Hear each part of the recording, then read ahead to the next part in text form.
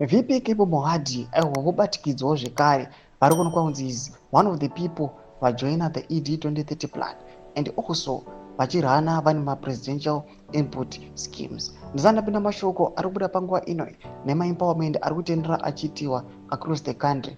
Panguva ino zvinasi kubuda pachena kuti aiwa zvigananda zviri in the making.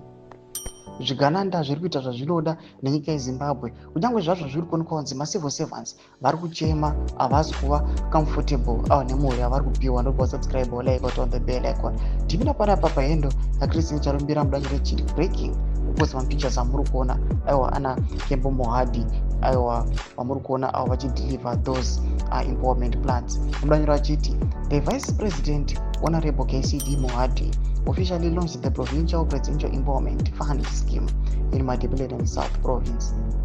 This initiative saw beneficiaries from children of war veterans, hairdressers for ED, cross-borders for ED, and pastors for ED.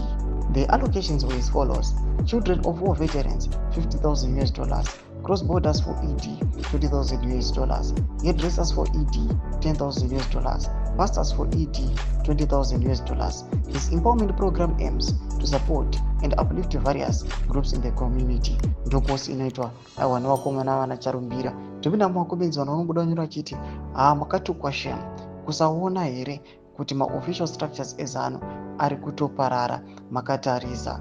Vanopinda vanyora vachiti how are you getting the funds or application for the funding. Mashoko ari kubuda panguva ino vanopinda vachiti confirms a failed government. After 45 years, citizens are still living on handouts. The economy is still at zero for Africans. Haisuka. Mashoko anoda itogone mumwe panapa achiti aiwa izvi hazvitombonakidzi kunoona kwaunzi 45 years down the line vanhu vachiri kungorarama nekungopiwa nekungodoneterwa. Imiwo maZimbabweans muri kunzi makapusawo munouya muchireceive all these donations. You must resist them.